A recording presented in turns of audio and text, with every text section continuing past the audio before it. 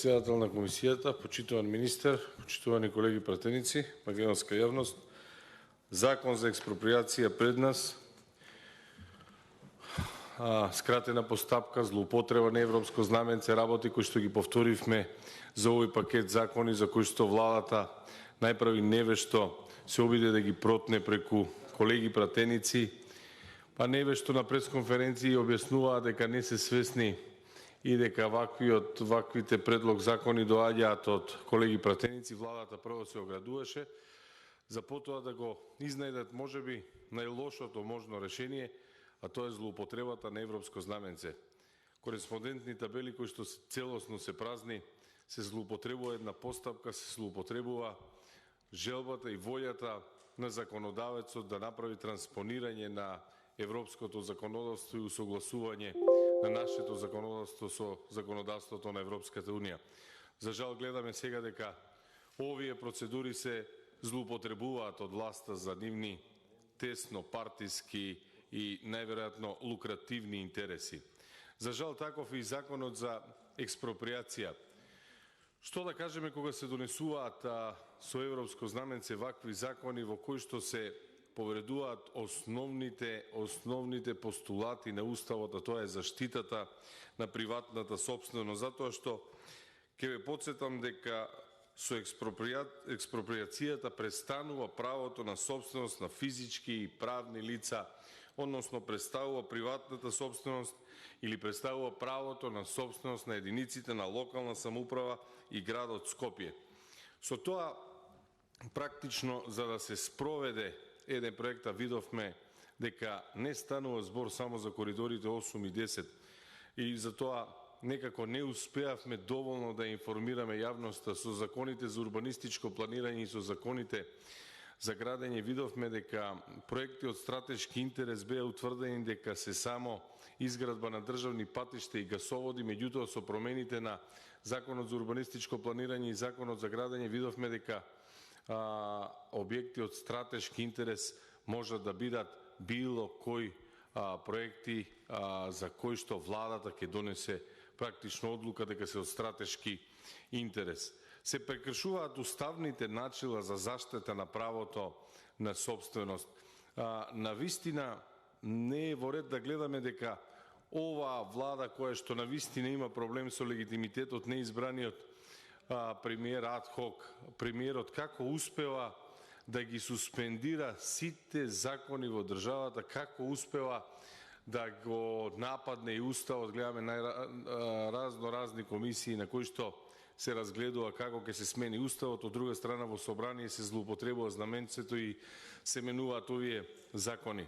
Внимавајте добро, со овој закон, со предлог законот за експроприација ќе се експроприира приватна сопственост, меѓутоа ќе се експроприираат и градби кои што немаат целосна документација, практично бесправно изградени објекти, односно дивоградби за кои било поднесено барање за легализација согласно со Законот за постапување со бесправно изградени објекти.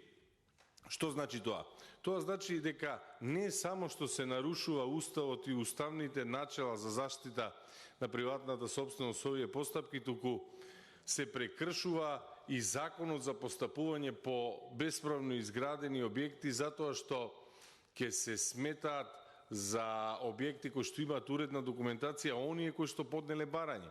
А ќе ве потсетам дека според Законот за постапување по бесправно изградени објекти, барањето е само почеток на една постапка која што треба да ја спроведат органите на државната управа. Значи, не само што се нарушува Уставот и се суспендираат законите кои што се менуваат, туку се суспендира и Законот за бесправно изградени објекти. Тоа е исто како да кажете дека на оваа делница дозвола да управуваат со тешки машини ќе бидат сите кои поднеле барање да полагаат возачки испит, или дека диплома ќе добијат сите кои што се запишале во прво оделение, или безброј такви примери можеме да наведеме. Самото барање за легализација не може да биде израмнување со легализиран објект. Односно, граѓаните се ставаат во неравноправна положба. Оние кои што изградиле со целосна градежна дозвола, со целосна со уредна градежна документација, се изедначуваат со бесправно изградени објекти кои поднеле само барање.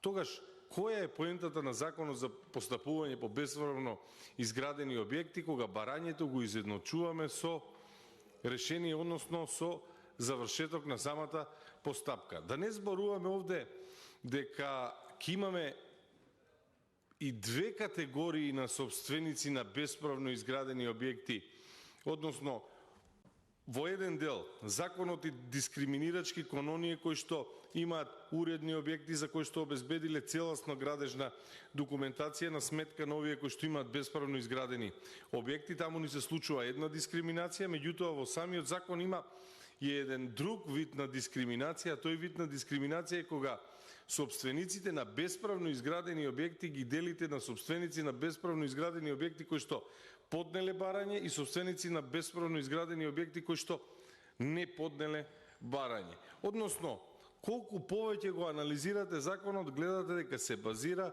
и оди од една во друга дискриминација. Зошто? Реков, најверојатно да се заштитат нечии лукративни интереси. Жално е тоа што силната реакција на јавноста не само што не ја освести оваа влада, не само што не допринесе да ги повлечат овие закони со европско знаменце, туку отидоа подлабоко и наместо само да важат за коридорите 8 и 10, веќе рековме со другите закони ќе важат за сите стратешки проекти за кои што ќе донесе одлука владата. А тоа се разбира не е во овој закон, тоа е во законот за урбанистичко планирање и во законот за градење, за кој што веќе рековме, замислете, одредени стамбени комплекси, трговски центри, забавни паркови, ако одлучи владата, ќе можат да бидат прогласени за стратешки инвестиции и практично за нив ќе важат овие одредби каде што државата непречено ќе може да одзема имот, да го експроприира имотот, а рековме, според членот 8, со експроприацијата престанува правото на собственост на приватното лице, приватната собственост, или престанува правото на собственост на општините. Целосна концентрација на власт и на моќ токму во луѓето кои што воопшто не ја заслужиле, не ја добиле довербата на избори, неодговорно однесување на власта, за жал, подкрепено од парламентарното мнозинство кое што не најде сила, не смогна сили да се спротистави на извршната власт, и сме кажале многу пати, доминација над извршната власт над сите други области, над сите други видови на власт во државата, над судската и над законодавната власт. Сега можеби најеклатантен пример со овие предлози на закони со европско знаменце. Останува на нас за последен пат со секој говор во оваа скратена постапка, иако гледате дека времето на вистина ни е скратено, одиме веднаш во второ читање, па амандманската расправа се обидуваме да ја претвориме во општа расправа, за да можат и колегите пратеници кои што слепо и веруваат на владата, и македонската јавност да се запознаат барем со дел од негативните аспекти на овој закон. Верувајте ми, има уште многу негативни аспекти кои што за жал ќе бидат на штета и на општините, и на штета на приватната собственост, а да не зборуваме и на штета на владењето на правото, затоа што законите постојат не само за да ги почитуваат обичните луѓе. Законите и уставот постојат за да можат луѓето да ги заштитат од оние кои што ја спроведуваат власта, од оние кои што се носители пред се на извршната власт. За жал, кај нас гледаме дека законите кои што треба да ги заштитуваат граѓаните целосно се суспендираат и се докажува она што е нотирано безброј пати во изминатите 6 години кога зборувавме за слабата реализација на капитални проекти, а тоа е секој критичар ќе кажеше оваа влада предводена од СДСМ и нема институционален капацитет да ги спроведе капиталните инвестиции. Со промените на овие закони тоа се докажува за точно. Наместо да се овозможи на институциите да работат, владата со ова признава немоќ и ги суспендира законите по кои што тие треба да постапуваат. Последен апел, размислете и немојте да го рушите правниот поредок. Благодарам. Фалимдерет. Благодарам, господине Лев.